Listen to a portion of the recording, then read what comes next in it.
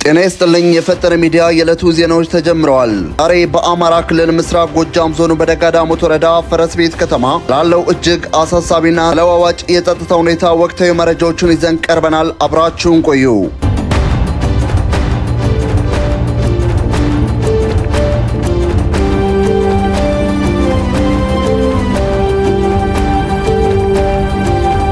በደጋ ዳሞት ወረዳ በፈረስ ቤት በከተማዋ ትናንት ምሽትና ዛሬ ረፋዱን ጨምሮ እጅግ ከባድ ውጊያ እየተደረገ መሆኑን ከአካባቢው የወጡ ታማኝ ሪፖርቶች ጠቁመዋል። የደጋ ዳሞት ወረዳ አስተዳደር ከሰዓታት በፊት ባወጣው አስቸኳይ መግለጫ የጸጥታ ኃይሉ ባደረገው የተቀናጀ ኦፕሬሽን ፈረስ ቤት ከተማንና አካባቢዋን ከፋኖ ታጣቂዎች ሙሉ በሙሉ ማጽዳቱንና ወደ ሰላማዊ እንቅስቃሴ መመለሱን በኩራት ይፋ አድርገዋል። እርግጥ ነው ባለስልጣኑ አጸዳን የሚለውን ቃል ሲጠቀሙ የጽዳት ሰራተኛ እንጂ የጦር አዛዥ አይመስሉም። የወረዳው ኮሙኒኬሽን ኃላፊዎች ሪፖርቱን ጽፈው ፌስቡክ እና በየመገናኛ ብዙሃኑ ልከው ገና ሳይተነፍሱ ከተማዋ የወጡ የዜና ምንጮች የመግለጫውን ቀለም ሳያደርቁ አጣጥለውታል።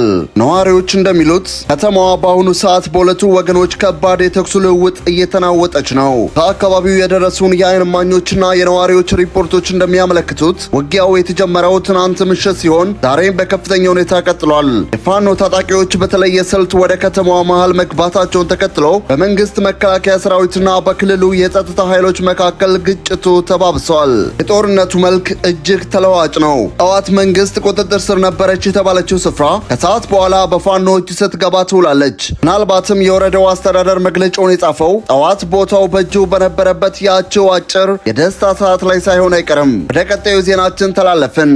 ዝርዝሩን እንደሚከተለው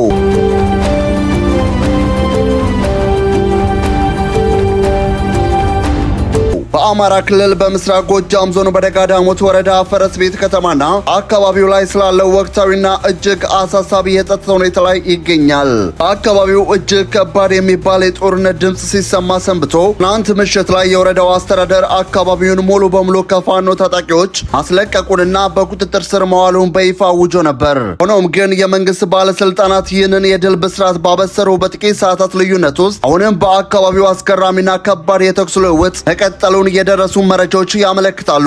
የወረዳው አስተዳደር ይፋ ባደረገው መግለጫ መሰረት የጸጥታ ኃይሉ ባደረገው የተቀናጀና ስልታዊ ኦፕሬሽን በአካባቢው የነበረውን የፋኖ ታጣቂ ኃይል በመደምሰስና በማስለቀቅ ከተማዋንና አካባቢውን ሙሉ በሙሉ ወደ ቀድሞ ሰላማዊ እንቅስቃሴዋ መመለስ ተችሏል። መግለጫው አክለውም የመንግስት መዋቅር ስራ መጀመሩንና ህዝቡም ያለምንም ስጋት እንዲቀሳቀስ ጥሪ አቅርበዋል። በሀገራችን የኮሙኒኬሽን ስልት ውስጥ አካባቢውን ተቆጣጥረናል ወይም አስለቅቀናል የሚለው ቃል ትርጉም ጊዜው አዳዲስ ህጋዊ ፍቺዎች እየተሰጡት የመጣ ይመስላል። አንዳንድ ጊዜ የመንግስት ኮሙኒኬሽን ባለሙያዎች አካባቢውን ነፃ ወጣ ሲሉ ምናልባት የታጣቂው ኃይል ለምሳ ረፍት ወይም ስልታዊ በሆነ መንገድ ቦታውን ለቆ ራቅ ሲል ያንን አጋጣሚ ተጠቅሞ በፌስቡክ ገጽ ላይ ድል ብሎ የመለጠፍ ያህል ቀላል ተደርጎ የተወሰደ ይመስላል።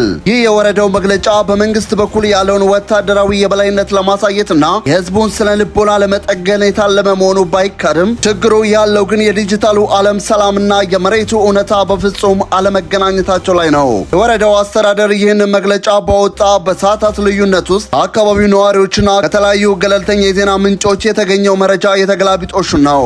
የዓይን እማኞች እንደገለጹት ደጋ ዳሞት ፈረስ ቤት ከተማ ዙሪያና ዳርቻዎች ላይ ዛሬም ድረስ የከባድ መሳሪያና የጥይት እሩምታ በከፍተኛ ሁኔታ እየተሰማ ይገኛል። ነዋሪዎች እንደሚሉት በከተማ ውስጥ የተወሰኑ ይፋዊ ህንፃዎች ላይ የመንግስት ኃይሎች መታየታቸው እውነት ቢሆንም የከተማዋ መውጫና መግቢያዎች ግን አሁንም በከፍተኛ ስጋትና ውጥረት ውስጥ ይገኛል።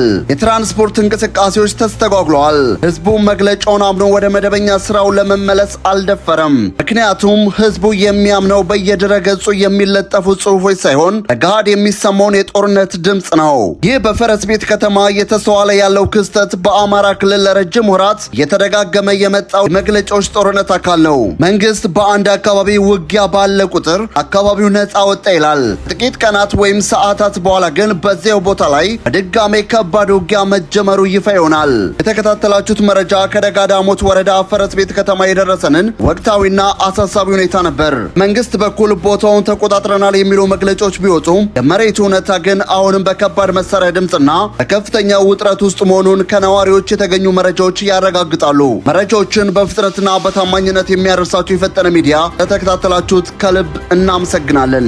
ፈጠነ ሚዲያን ሰብስክራይብ ማድረግ እንዳይረሱ። ሰላም ለሀገራችን፣ ሰላም ለዓለማችን።